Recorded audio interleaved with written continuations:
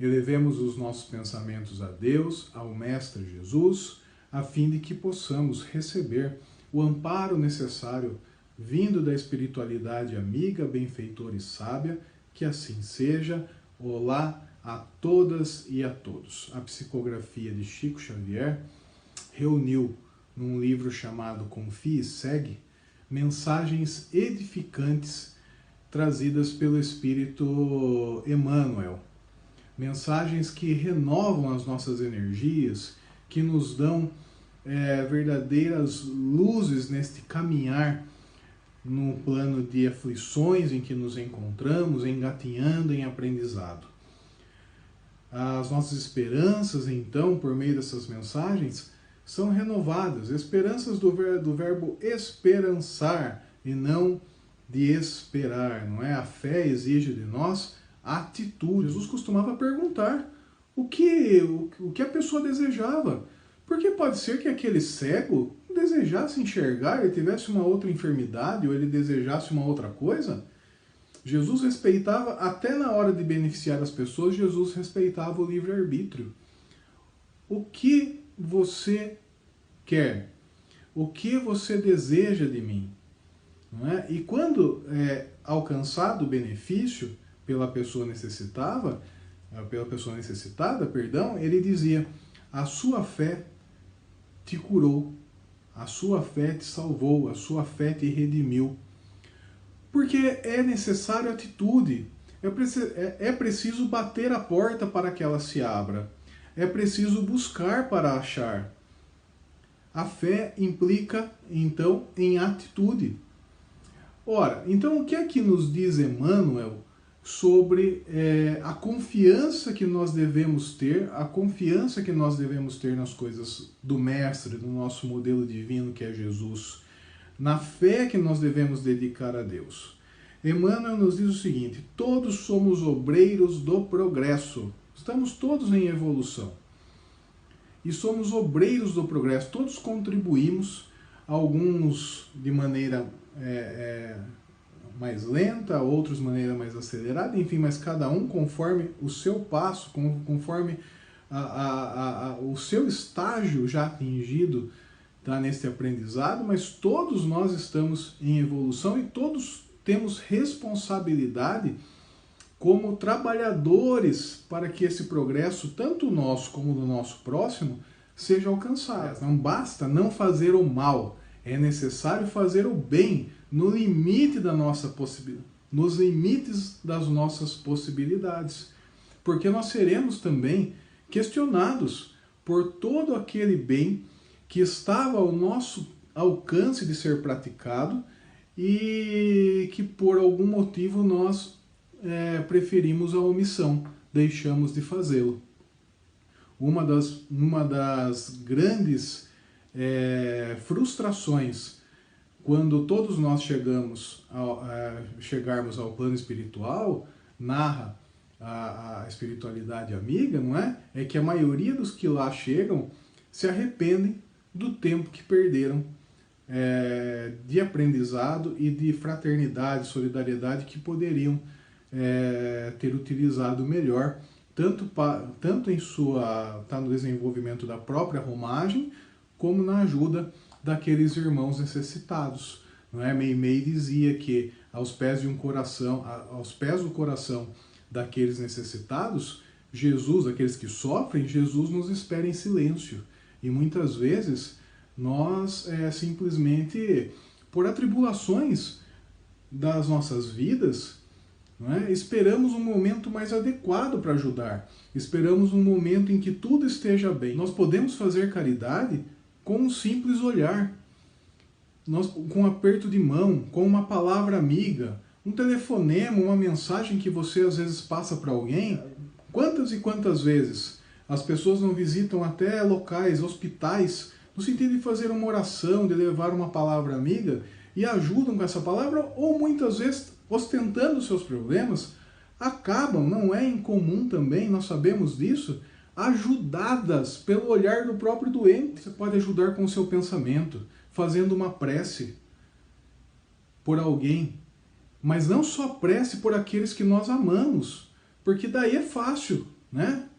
Quem concorda comigo, ótimo, quem não concorda, não, tem que fazer a prece também pelos nossos, como dizia Chico, não inimigos, né, mas amigos confusos.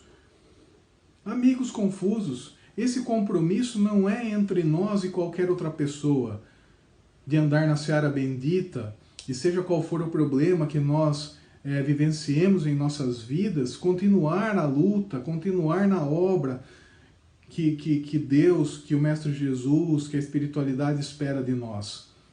É um compromisso entre nós e Jesus, entre nós e Deus, entre nós e a espiritualidade benfeitora. É um compromisso que nós temos em preparar muito bem, já aqui nesta romagem, a nossa próxima reencarnação. Por isso que é muito importante fazer escolhas, não apenas corretas, mas escolhas sábias. Não é? Escolhas sábias, que muitas vezes são escolhas que envolvem renúncias. Né? Nós temos que viver, como Paulo de Tarso também dizia, numa constante renovação de espírito. O que é renovar o espírito? É progredindo, é evoluindo, é buscando ser melhor amanhã do que nós fomos hoje, fazendo as nossas reflexões daquilo que nós erramos ou acertamos a partir disso, e com a consciência de que somos espíritos imortais. Coisas que antes pareciam grandes para nós, grandes problemas, tornam-se menores. Então, continua Emmanuel sobre essa questão do nosso desânimo, muitas vezes, na seara bendita. Comumente, porém, declaramo-nos incapacitados para realizações de natureza espiritual, que demandem elevação, e articulamos resposta negativa às requisições de serviço, demorando-nos indefinidamente em ponto morto.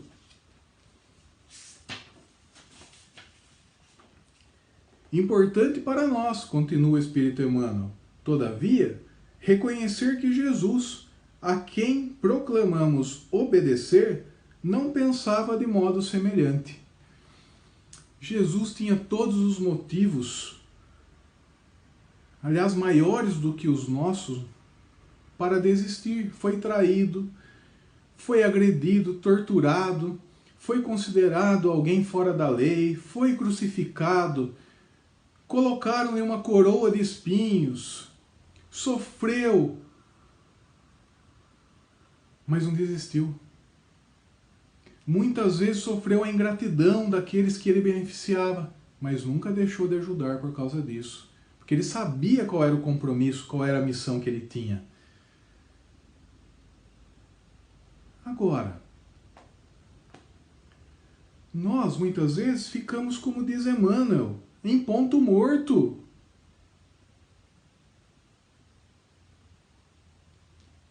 Ficamos parados. Arrumamos desculpa, como ele diz aqui, para nos tornarmos incapacitados para quaisquer realizações de natureza espiritual. Pedro, o apóstolo Pedro, quando viu Jesus encarcerado, com aquele olhar sereno do mestre, mas encarcerado, será que nós não conseguimos imaginar que ele também pensou em desistir? Porque, veja, negou o mestre 3 vezes, viu o mestre Jesus preso, mas ao mesmo tempo ele sabia da missão que lhe foi atribuída. Ele precisava cumprir e cumpriu muito bem. Lógico que pensou em desistir, mas tinha uma missão que era maior do que a vontade dele de desistir. Ele se agarrou ao combustível da fé. A fé raciocinada, a fé que nos dá força para nas maiores tribulações continuarmos, confiarmos e seguirmos. Confiarmos e seguirmos. Confiar e seguir é o nome do livro, aliás. Confia e segue. O que fez Jesus? O que nos disse Jesus, segundo Emmanuel? brilha a vossa luz diante dos homens, para que eles vejam as vossas boas obras e glorifiquem o Pai que está nos céus. Conhecereis a verdade, e a verdade vos farás livres. Identificareis a árvore pelo fruto. Buscai e achareis. Amai os vossos inimigos. Orai pelos que vos perseguem e caluniam. Se alguém vos fere numa face, oferecei também a outra. Acumulai tesouros nos céus. Amai-vos uns aos outros como eu vos amei. Meditemos, diz Emmanuel, nas afirmações do Cristo a nosso respeito. Se nós temos agido assim, então nós estamos nos preocupando com aquilo que realmente é importante, estamos batendo as portas de Jesus, mostrando a Ele que nós, apesar das nossas imperfeições, queremos melhorar? Ou nós estamos simplesmente em ponto morto, como disse Emmanuel? Justo ponderar. Ele de ninguém solicitou o impossível, e se apelou para nós, conclamando-nos a acender a luz da fé viva. Procurar a verdade, amealhar conquistas da alma, conservar a consciência tranquila e amar-nos fraternalmente, é que podemos empregar boa vontade e esforço constantes no próprio burilamento, a fim de o atendermos.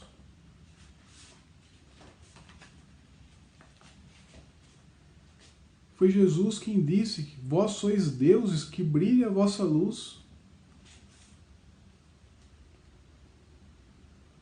Nós podemos ainda não ter atingido o estágio da perfeição, mas podemos ser amigos de Jesus, porque Jesus disse que é nosso amigo lá em João 15,15.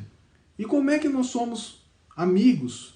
Dedicamos essa reciprocidade, permitindo que Jesus atue por meio de nossas mãos, permitindo que as nossas palavras reflitam as luzes dos ensinamentos dele, permitindo que os nossos olhares sejam olhares de compreensão, olhares fraternos, não só ao invés de olhares de julgamentos rigorosos e draconianos, como sempre e costumamos todos nós dedicar aos erros dos nossos irmãos, esquecendo que nós só podemos condenar alguém pelos erros que comete durante esta passagem pelo plano espiritual,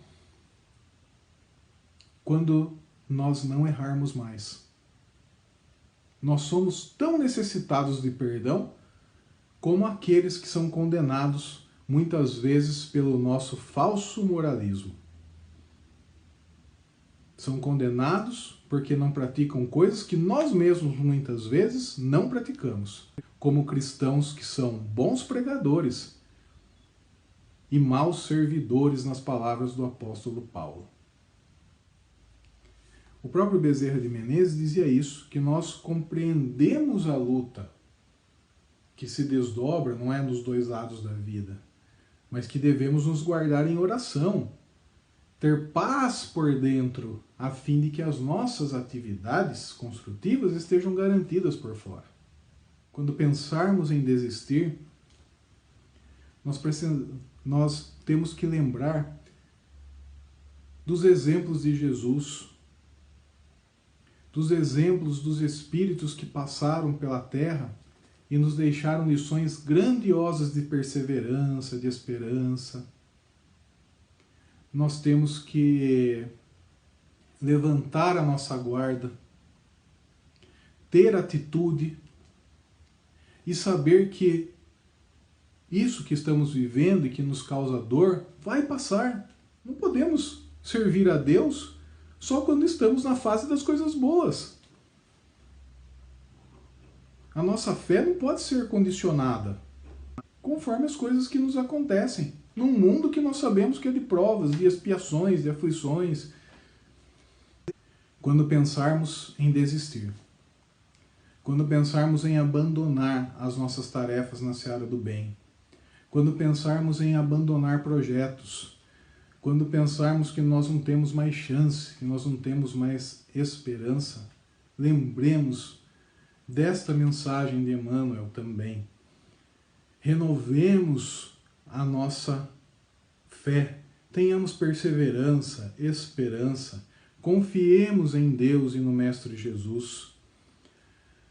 Lembremos daquilo que o próprio Jesus disse a Zebedeu e que consta da obra Boa Nova, trazida pelo Espírito Humberto de Campos, pela mediunidade de Chico Xavier também. Jesus dizia a Zebedeu: levanta-te, Zebedeu.